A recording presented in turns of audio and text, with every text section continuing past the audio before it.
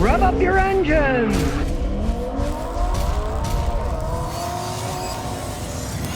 The Cobra, Scotty, my son's looking for a car, said I'd pay half. Now he's looking at a BMW M4. What is an older M series to get that won't make me go broke? None of them.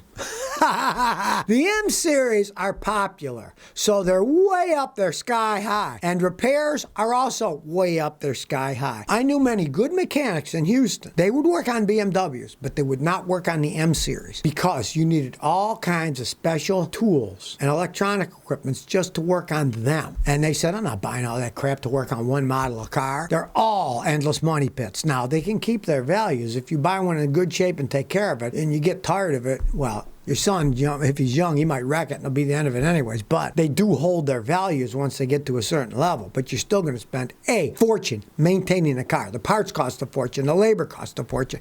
And there's tons of stuff. I don't care how good your kid is. He's not going to be able to fix it himself if he tries. There's stuff that I won't even do on him because I'm not going to go buy $5,000 worth of tool to work on some car. I think it's stupid. They want to make them that way. They can go back to the BMW dealer and get reamed. I'm not going to get involved in more money, more money. You have to charge the customers more. No, I tell them not to buy them. If they buy them and they break, well, that's their bad luck for not listening to me. Shockbolt said, Scotty, is a 2016 Mazda Miata a good daily driver? Sure. Sometimes a 2006 or a 1996 Mazda Miata is a good everyday driver. They're simple cars. Little four-cylinder engines. They have non-interference engines. You don't have to worry about if the timing belt breaks damaging. It damages nothing. If you really like driving, don't get the automatics. They're dogs. Get a standard transmission. They're more fun to drive around. Something that new, it should be in excellent shape. I mean, like anything else, if you're buying a used car, find a guy like me to check it out because maybe it was wrecked, flooded, stolen, who the heck knows. But we mechanics can tell you, hey, that thing's been in a massive wreck, don't buy it. Or, hey, no, it's a good car. Or, that thing's in flood water, yeah, all the electronics might short out, don't buy that. Let a mechanic check it out before you throw your money out. Orlando Morales says, Scotty, big fan. I'm looking into a Subaru Crosstrek, a Honda Passport, and a Mazda CX-5 for family car. What is best for reliability and safety? I would say the Subaru Crosstrek because I had an ex-EMT from New York City visit me when I was in Rhode Island, and he bought one of those things, the Subaru Crosstrek, because he was an EMT, and he did all the research and found out that the one he bought was the absolute safest vehicle he could buy in the price range he was looking. So he went out and bought it. He brought it over to me. It was 2 years old. Ran like a clock. He loved the vehicle. So I would pick that out of those. Evan sent me, says, Scotty, what year Chrysler 200s and 300s are the most reliable? Well, I'd never buy 200. None of them are reliable. They got a lot of Fiat crap parts.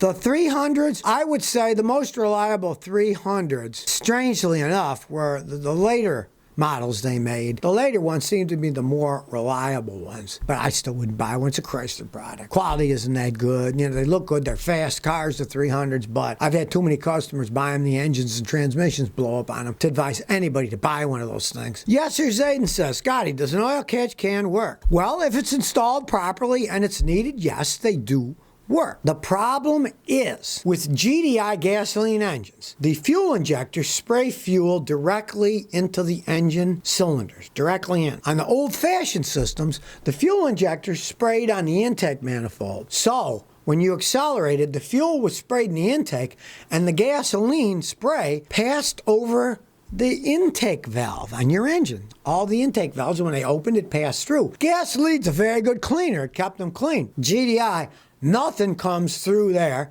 except air and whatever the PCV valve from the crankcase ventilation allows. That often allows a little bit of oil. That oil will burn on the inside of the valves and carbon them up. Volkswagens are especially bad for that. Some of the GDI Volkswagens, you got to pull off the intake manifold and you got to blast the heads with walnut blaster, like a sand blaster, but it can't use sand. That would destroy the engine. It uses walnut shells. And you got to just blast that stuff off for hour to get the stuff off. Catch cans will keep any oil from getting in that system, and they do actually work if needed. Most modern cars do not need them, but if you have one that does, yes, they do actually work if it's installed correctly. Ethan Volker said, what do you think about a 2001 Grand Am hesitating with 160,000 miles? I think you're lucky that it's just hesitating and it's still running down the road and driving.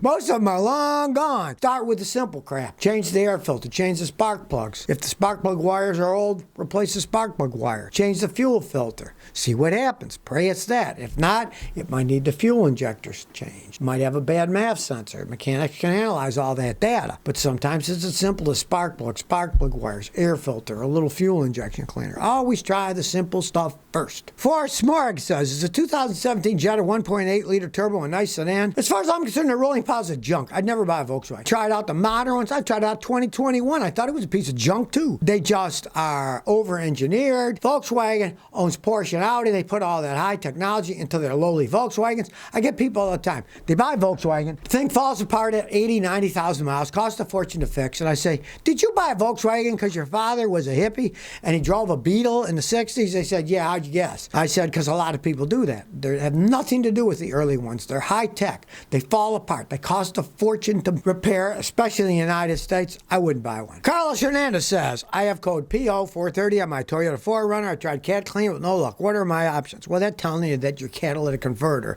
isn't working right. If it runs okay, you can just drive it. If it runs fine, it doesn't overheat, temperature's normal, has the same acceleration, doesn't backfire, runs perfectly fine, it just means that it's an inefficient catalytic converter. As I said many times, I had a customer in Houston. He had a Toyota. It had that code. He drove it like 4 years with the code. Then the fifth year he came and a light went off. I said, did you fix it? He said, no. I just started buying Shell gas instead of the Exxon gas I was buying because I got a new station next to me and it's closer. Well, the gas was a little better, obviously, and it burnt cleaner, so it showed that the catalytic converter was working perfectly fine. The only hassle is if you live in a place where they do smog inspections, you'll fail the smog inspection. But a lot of times you can do stuff like put cleaner in, reset the code, drive it, and you're allowed to have one mill not ready. Only mill not ready is your PO430, and it doesn't trip the code yet. You can get it inspected, but it can only have one mill not ready with no codes. But if you live in an area like I do in Clarksville, nobody cares. You can just keep driving it. As long as it doesn't overheat and runs fine. Mahe Raman says, Scotty, I'm considering purchasing a Subaru Outback. Is that a good first car? Well, they can be decent cars. You say it's your first car. Let's say you're going to buy a brand new one. Yes, it'd be a good car. They can last a really long time. Now, if you're going to buy a used one, realize they can be okay. Never buy the 6-cylinder. Only buy a 4-cylinder Subaru. The 6-cylinder engines, they've never figured them out right. They always wear out too fast. The 4s have been really good engines for the last 10, 15 years. But if you're buying a used one, you don't want to buy a real high mileage because the Subaru isn't going to go 3, 4, 500,000 miles like a Toyota or a Honda. But on the other hand, you can get Subarus used usually a lot cheaper. Just don't overpay if you're buying a used one. But if you get a new one, yeah, they're perfectly fine. Daniel Sanchez says, I got a 95 Buick Riviera, has a rattling noise in the supercharger. What should I do? Okay, you got the special supercharged one. My advice is either sell the car or fix the supercharger. Superchargers spin at really high speeds. If it's rattling, it's wearing out. Nobody knows how to fix them. They got tiny tolerances. They're a real pain. Fix it. If you want to keep the car or sell it, because they're super expensive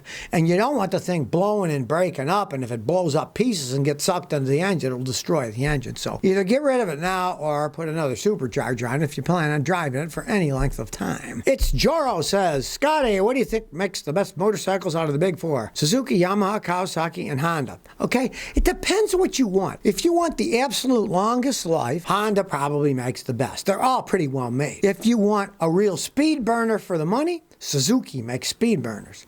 Well, Yamaha makes speed burners too, and so does Kawasaki. Kawasaki actually makes, I believe, the fastest production one you can get now. They make some insane thing. They're all insanely fast that no normal human being can really drive. I was watching motorcycle races at the Isle of Man one time. Even there, all the motorcycles are set up. These are professional racers, but they're all set up with automatic traction control and ABS brakes and all that stuff. Because no human being, even a 20-year-old super coordinated motorcycle racer, can handle the power and the speeds of 200 miles without extra computer stuff. They all can last. What do you want? If you're just going for pure reliability, get a Honda. You want pure speed, I'd say get a Suzuki or a Yamaha, because they hold up and have insane speed. The Hondas make fast bikes too, there's no arguing that, but they're all a good choice. Just depends on what you want. Do you want a little bike? Do you want a big bike, medium bike? Decide what you want first. Michael Edwards said, what's in the mug? Water. I was given it by a company with a Moscow Mule mix in a soda pop can, right? Well, I like the odd Moscow Mule. I've had some really good ones. I had a really good one, a Wings joint in Niagara Falls a couple of years ago. You never know where you're going to get a good Moscow Mule, but I got to say, the Moscow Mule in the can, ugh, it's horrible. Don't buy a Moscow Mule in a can. It tastes like crap. Have it made by a bartender who knows what they're doing, you know? And this is a real one. This isn't a fake one. This is actually copper. The whole thing's copper. No, there's no booze in it. So if you never want to miss another one of my new car repair videos, remember to ring that bell.